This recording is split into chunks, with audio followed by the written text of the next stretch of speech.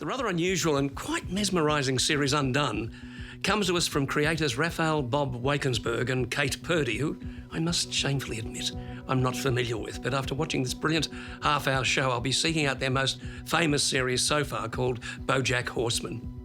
Undone combines computer animation with oil paintings to create the gorgeous, shifting world of a young woman called Elma Winograd Diaz, played brilliantly by Rosa Salazar, who is frustrated by the sheer routine of her existence. "I'm so bored of living," she says in a voiceover near the beginning of the first episode.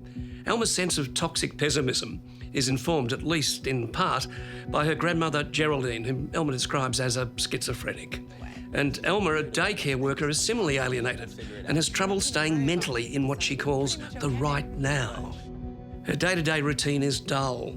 Her boyfriend loves her far more than she can muster up affection for him, making him promise that they won't settle down, something she's never wanted. She dislikes her sister's fiancé, and who her sister is becoming as a result of being engaged to him. And that's before she gets into a massive car crash driving through San Antonio, after she sees her father, played by Bob Odenkirk, standing by the side of the road, who has been dead since she was a child. Is this a dream? Well, partly.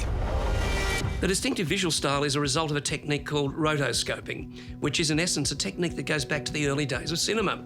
Animators would trace live action footage projected frame by frame onto paper, either to use as motion reference or directly to copy their work, and it requires relatively simple, though time-consuming steps and equipment.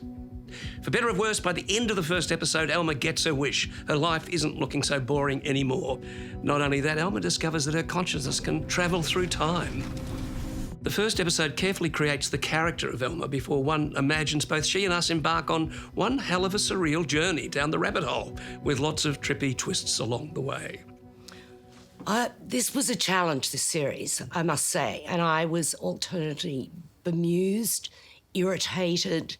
It's a mind trip, this Yes. series, because what she because I watched it to the end. Oh, did you really? Yes. Mainly because I had to figure out what it was all about. And basically it's whether she wants to go back in time and she's on this time-space continuum. Let's not give too much away. Well, no, but that happens at the end of the first episode. Yes. And her father is there all the time trying to hone her skills about time, space, continuum travel to find out whether he was murdered or not.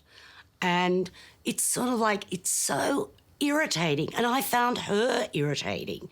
You know, she's so self-obsessed. She's so, mean in a way, mean to her sister, mean to her mother, mean to Sam, the boyfriend. And I thought that was a lovely performance by Siddharth Dhananjay, I think his name is. But it got me in so that I was drawn through to the end. Well, I was totally got in just by the first episode. I can't wait to get into it. You're way ahead of me here. Okay. Even though they're only short episodes, I think they vary in time. I think the first one's about 22 minutes, but some apparently run about half an hour. So that would have got you through a day, Margaret. Yeah, Being tripped out. I've got to tell you, it was compulsive viewing anyway. Well, that's a good sign. It's very, very interesting. I found it quite mesmerising. I think they've got amazing brains, the creators of these. I'm not sure I love it, but I still think I'd give it 4 stars. Yeah, I'll give it 4 too. They can't be who you are if you want to be free.